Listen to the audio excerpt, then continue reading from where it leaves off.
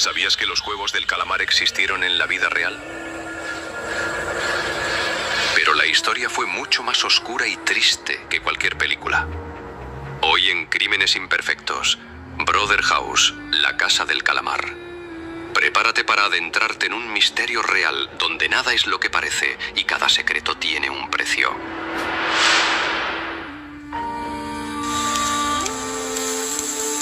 Decían que lo hacían en nombre de Dios, que era para limpiar la ciudad, pero lo que hicieron fue simplemente horrible. Tenían una muñeca gigantesca de madera. Llegar hasta ella significaba enfrentarse a una sentencia inevitable.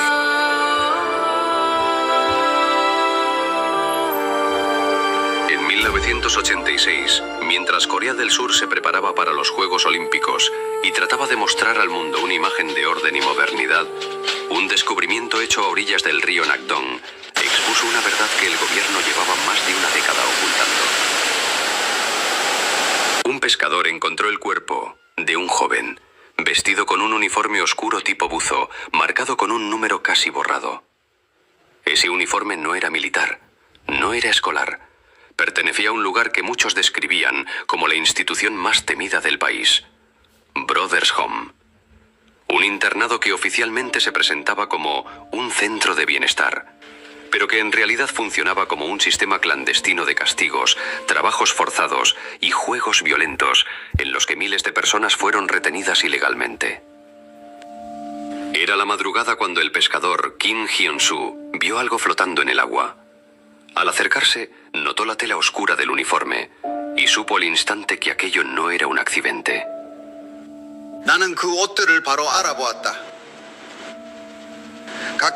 Reconocí la ropa de inmediato. A veces sacaban a grupos de muchachos a trabajar, siempre vigilados. Y en ese momento supe que algo no era normal. El cuerpo presentaba hematomas antiguos, marcas en las muñecas, señales de haber sido golpeado con objetos duros. Y un detalle inquietante. El número del uniforme había sido arrancado, excepto un bordado interno. BH-47. BH.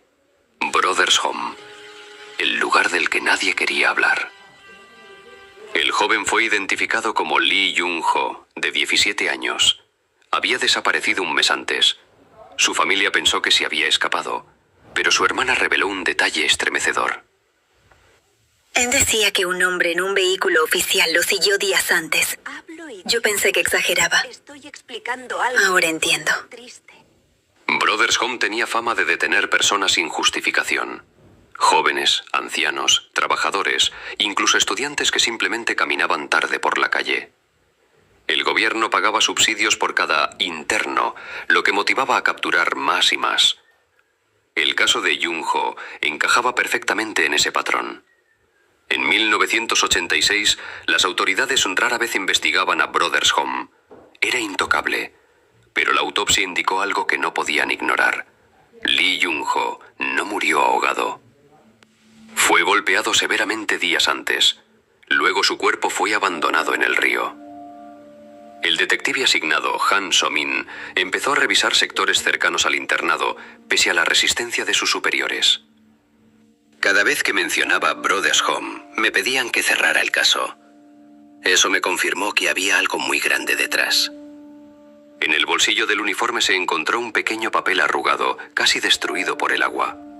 Mostraba un dibujo simple, un círculo, 3 líneas dentro y una flecha en dirección al río. Parecía un símbolo imposible de interpretar, pero para algunos sobrevivientes tendría un significado claro. El detective Han localizó a un exinterno que había logrado escapar, Park Min-woo, hoy de 52 años, que aún vivía escondido por miedo a represalias. Ese uniforme, ese número, yo lo conocí. BH-47 era de un chico llamado Kim Dae-sung. Él intentó huir en el 86. Lo castigaron con lo que ellos llamaban el juego final. Nunca lo volvimos a ver.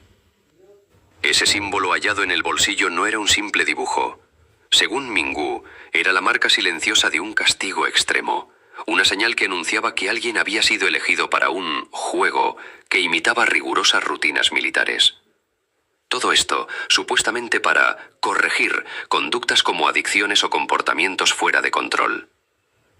Brothers Home, presentado como un centro de rehabilitación, en realidad llevaba a los internos al límite físico y mental. Muchos no soportaban la presión. Los pocos que lograban salir solían repetir la misma frase. Allí no solo te castigaban, te convertían en una pieza más de un juego del que era imposible escapar. Aunque la policía evitaba usar esa palabra, los sobrevivientes sí lo hacían. Los llamaban juegos, porque así los llamaban los guardias. El llamado juego del río consistía en cruzar el cauce desde la parte más baja hasta la más profunda sin nadar, avanzando solo con los pies, mientras el agua helada los arrastraba. Muchos no lograban mantenerse en pie. Luego estaba el juego del motor. Formar en fila y soportar impactos sincronizados al ritmo de órdenes tipo militar. Quien perdía el equilibrio, repetía, una y otra vez.